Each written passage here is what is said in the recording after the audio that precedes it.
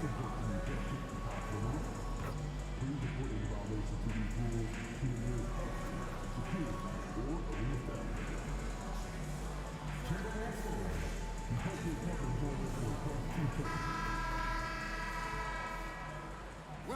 maybe the best day of the NBA, Thursday night, and we're happy you could be here with us. And tonight, it'll be the Memphis Grizzlies going up against the Minnesota Timberwolves here at their home, Target Center. With Doris Burke, Greg Anthony, and Hall of Famer David Aldridge, I'm Kevin Harlan. And our special guest at the broadcast table for this one, the celebrated Shams Charania. Hey, Shams, thanks so much for joining us tonight. It's a pleasure to have you here. Kevin, thanks so much. Always fun to hang out with you and all your crew and talk basketball. All right, I've told Doris and Greg and David, just buckle up because we are going to be on a great ride with you. Now we get a chance to check out the standings out west. Already we're in December. Taking a look at Minnesota, third best record here in the early going. And of course the Grizzlies, a game behind.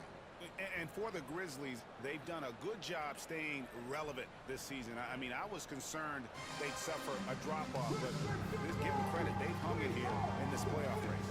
The resiliency has been crucial for this team. Anytime it looks like they may start to drag a little bit, they've picked it back up and stayed in the hunt. Now look at Memphis's starting group. Morant is the point, with Bane out on the wing. Jackson is out there with Jaren Jackson. And it's Bagley in at the 5 down low. And for Minnesota, Edwards on the wing. He's joined by McDaniels. Rudy Gobert is out there with Randall. And it's Noel in at the point guard. Now the Grizzlies, Shams, had a tough season, but boy, did they find a gem with G.G. Jackson. To get a player like that in the second round, I think there was shock around the league that G.G. dropped that far in the draft. His skill set is apparent. He's able to score with the best of them at such a young age. Who knows what his ceiling is going to be, my goodness. G.G. Jackson seems like he's a complete find for this organization. And here we are in the quarterfinals. MP's very pleased to be here. But he knows the job is not done yet. Oh, yeah. And MP wants it all. From the start of this competition, he told us he is all in on winning this thing, and he's 3 wins away from reaching that goal. And it's Morant missing. And here's Edwards. He'll bring it up for Minnesota. Their last win put them into double digits with 10 in a row. Quite a stretch. Well, this is a basketball team that's really humming right now. And what you love is they're working together as a unit, which makes it fun to watch. What I'm curious about here is when teams start to adapt and take away their best strategy, how do they keep the streak going? Really, really interested to see how this plays out. Now Noel following the miss by John Morant from deep. And that one's good. Noel's got his second bucket tonight. That's a great beginning. 3 for 3 from the floor. Outside Jackson. He takes it in. And oh boy, a lot of contact there, but he gets the ball. He will shoot 2. This is his first free throw of the game. And so far this season, shooting at a 75% clip from the line. Take a break. Take a break. 2 shots.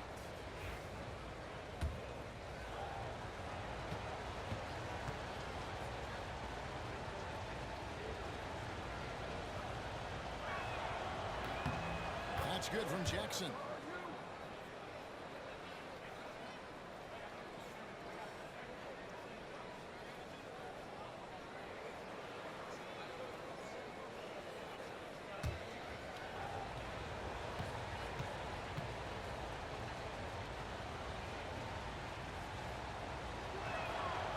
And so Jackson nails both of them. And the league continuing, Shams, to tweak the rules around replay review. But would you set a time limit to maybe tweak it a little bit? Have to, right? Especially some of these games and the way they're ending. It's something to try. If you can't find a cause to really overturn in a minute or 2, let's keep this game moving. I think we all love a free-flowing game. I agree. Now here's Morant. After the miss from Noel, Jackson throws it down hard. And how about the hands on Jackson? Makes a good target on that frame and then able to finish off the alley-oop. Oh, here's Edwards. His last outing, he had 24 points. three-pointer. You know, you're going to have success when you start out shooting 80% from the game. So early offensively, they've been great. That's the way you like to score. That one good for two. And you're just asking to get burned when you get Morant a lane, using that speed to his advantage. Now, here's McDaniel. A look at his stats. He averages a bit over 8 points a game. Gobert with a screen for Edwards. They grab their own miss. Pass to Noel. Lock at 6. Gobert with a screen on Morant. The Timberwolves need to get a shot off here. It's stolen by Bagley. Unloads from 13. And it's Morant missing. Boy, a tough go for him in this quarter. You can see how desperately he wants to get things started. He just can't make a shot. Now here's Noel. Here's last down, and he had 24 points. To the paint. That shot off. Some solid defense there from Jackson. And Hall of Famer David Aldridge spoke with Chris Finch. David?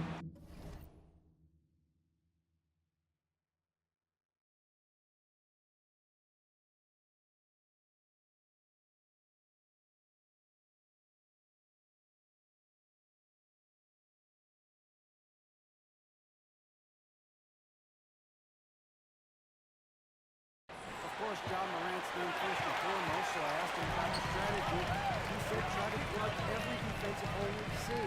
I know if we give Morant any space, let's try and slice right through us so we can't have any cracks in the armor. A tall order for the defense against the unstoppable Morant. Back to you. Thank you, David. And he has definitely been struggling in this quarter. And you know what? They keep calling his number, and they're simply trying to get him out of this funk. And he can do a lot more damage to the rim than that when he wants to. Oh, you're right. And with the lead they're enjoying, I'm surprised he didn't put a little something extra on that one. So Shams, when the league brought in that 65-game played rule. Creating a little separation here, gaining some confidence. But if you continue to execute at both ends, you can build on this lead. We've got a timeout call by Taylor Jenkins. He's ready to talk things through with the team.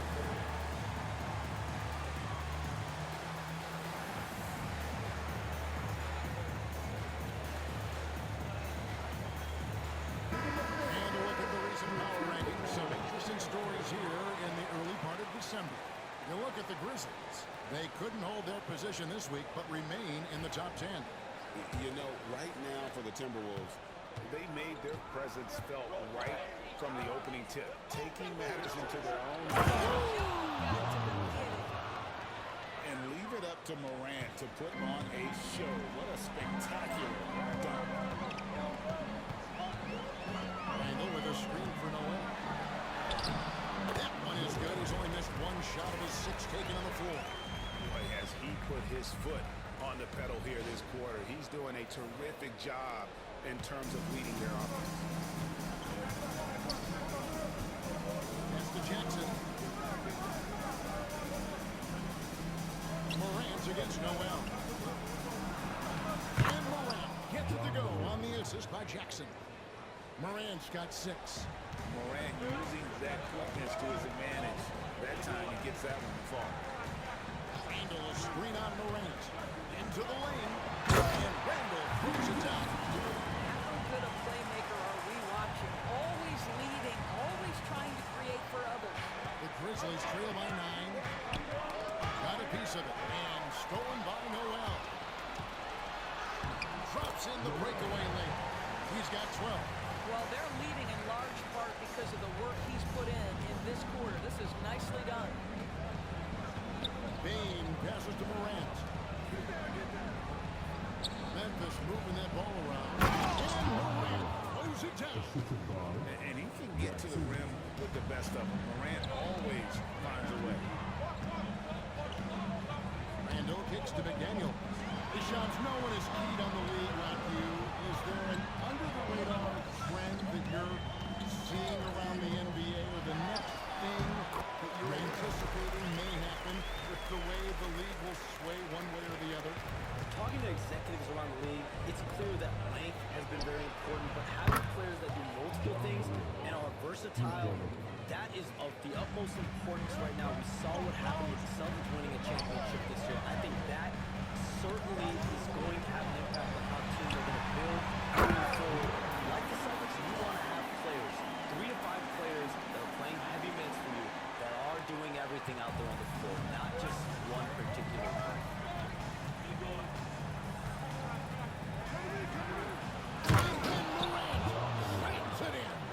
And that's impressive. Morant's ball control and take charge attitude is what makes him so special. Timberwolves leading by 8. Over in the corner, McDaniels. Edwards dishes to Noel. Inside, Gobert. Outside for Randall. Over Jackson. And again, it's Minnesota converted. And you can't help but pick their defense apart. They're completely in disarray. Outside Jackson. Pulls to Bane with his first shot attempt. A rebound by the Timberwolves. Gobert's got his 4th rebound in this one. Edwards' shot is good. And now a 12-point Timberwolves lead. Building up a big early lead, they have taken charge of this game. And they've been doing it largely at the offensive end. If the defense does not adjust, this could be a blowout. The 3 from Morant. Rebound Minnesota. They come in fresh off the win against the Warriors. Yeah, they were able to maintain focus in a hostile environment, and that led to taking shots that made sense.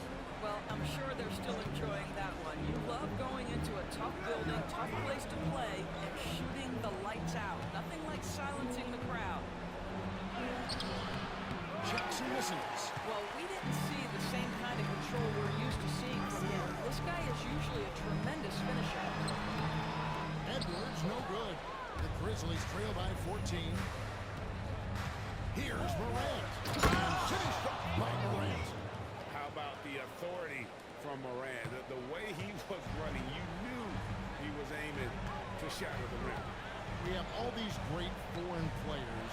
Maybe 3 of the top 5 players in the NBA are all foreign players, right?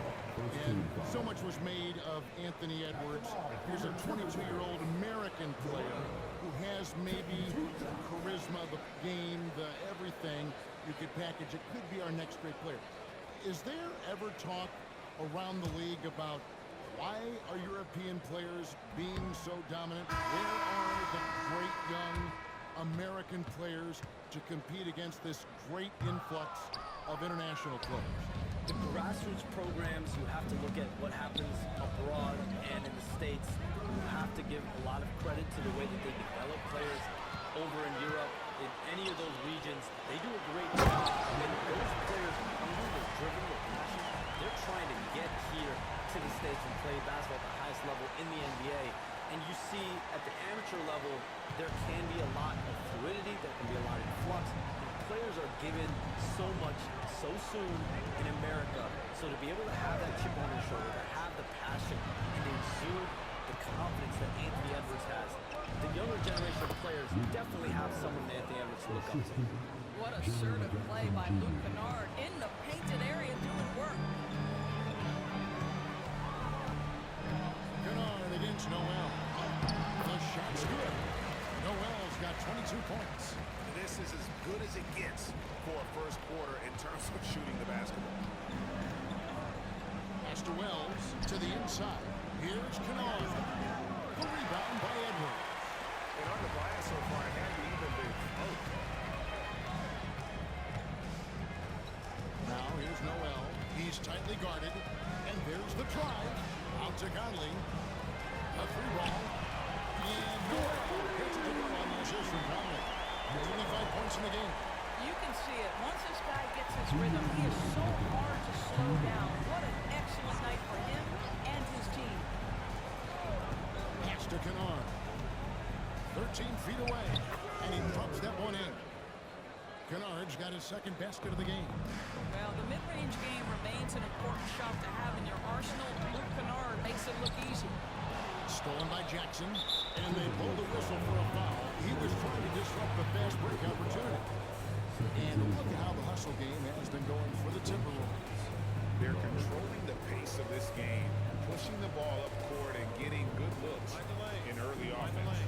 Yeah, they've also been alert and active on the defensive end, creating turnovers and turning those into points on the offensive end.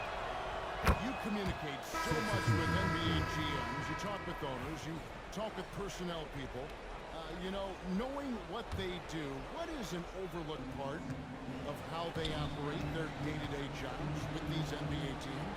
A few things for me, Kevin. It is the relationships with agents, with other teams. Are they trusted?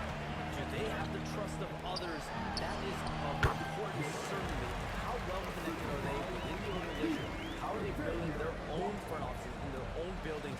But their thirst for information, their ability to use information to strategize, that is something that occurs every single day. Because if you know something is happening with a specific team, that could shape how you want to strategize your team moving forward. Timberwolves leading by 16. Back to Noel. The Timberwolves working the ball around them. Minnesota again turning it over. You know, simply stated, you have to take care of the basketball, and they don't on that possession. And the Timberwolves making a change here. Einard's jacked in, then for the Grizzlies. Puff's jacked in, and Pippen subbed in for Kennard.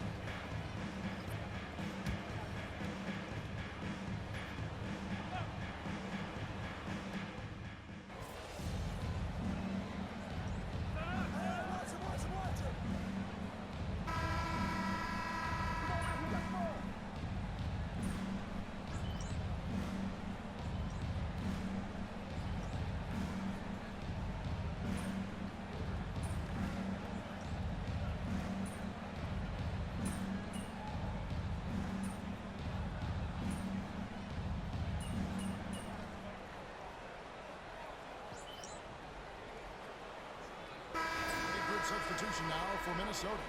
Julius Randle's checked in for Reed. Edwards comes in for Joe Ingles. Dillingham's checked in for Alexander Walker. And Noel subbed in for Mike Conley.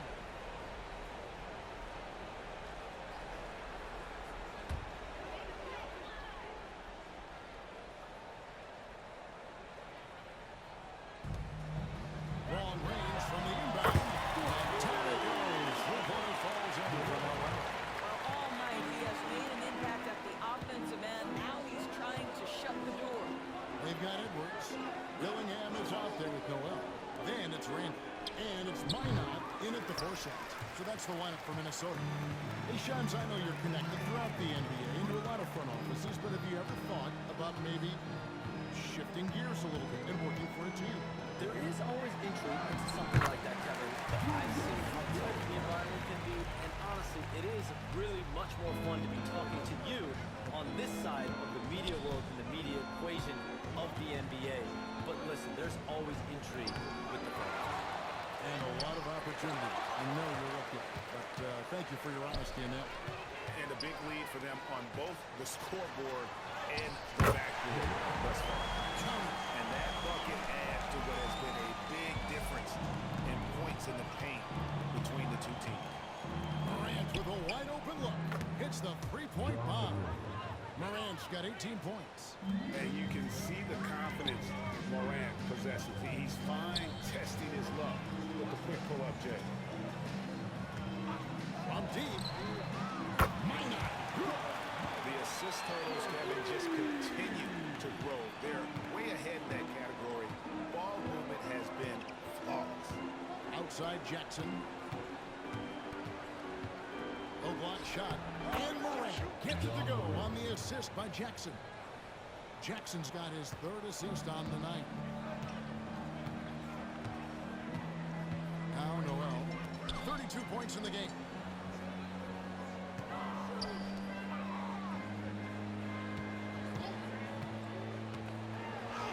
Plays out and banks it in.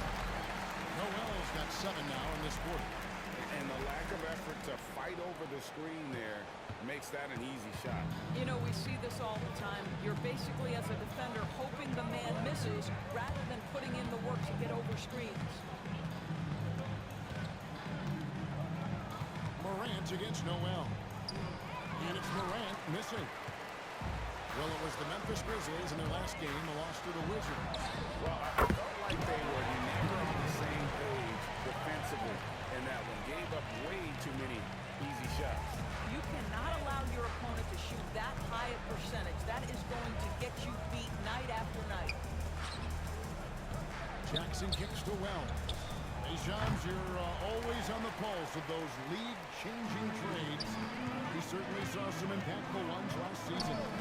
Across the board, the Pacers, the Mavericks, they made deep runs, and they did so on the back of some big trade deadline moves.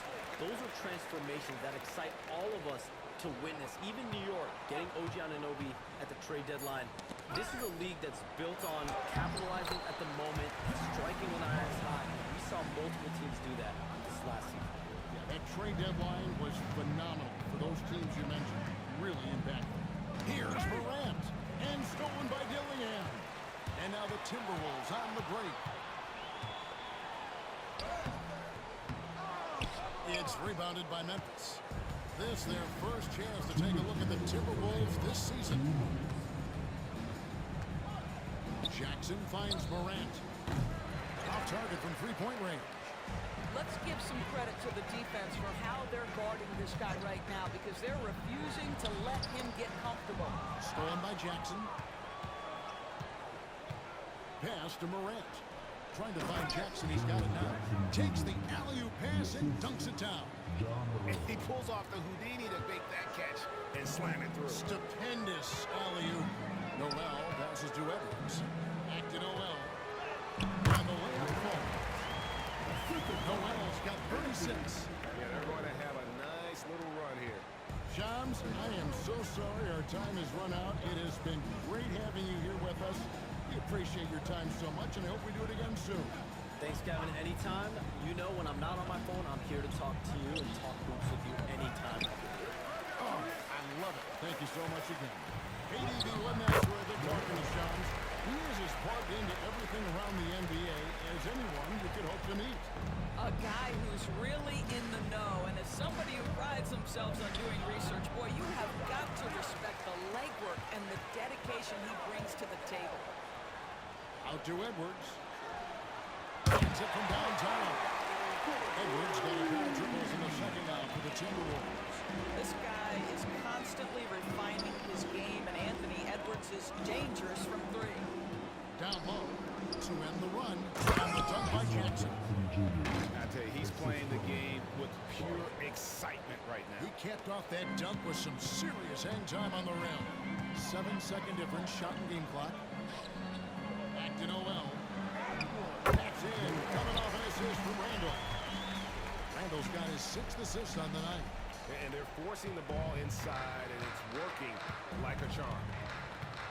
Here's Morant. Oh, my goodness. What a play. And what a show Morant is putting on. Every time he touches the ball, you feel like he's going to score. Noel.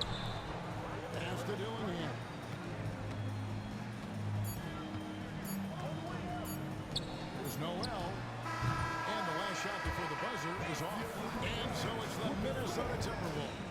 Way out in front. They're leading 38 points as we close out the quarter. The scoring has been tremendous, and they are shooting lights out with very high accuracy. Don't go anywhere. We'll be right back.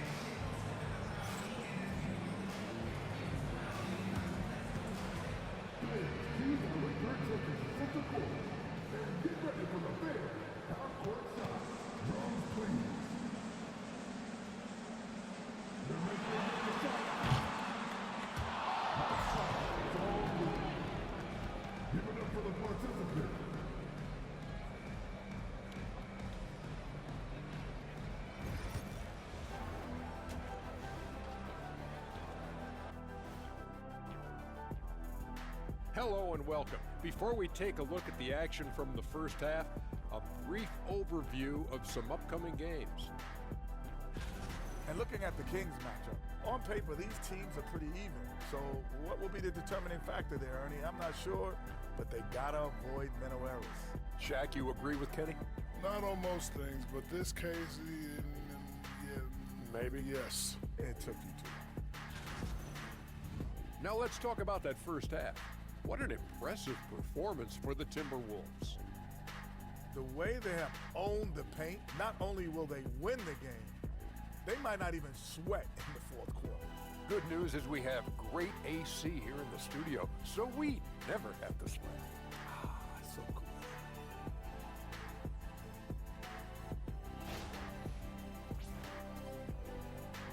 And that concludes halftime. Now time to send it over to Kevin Harlan as the game's about to resume.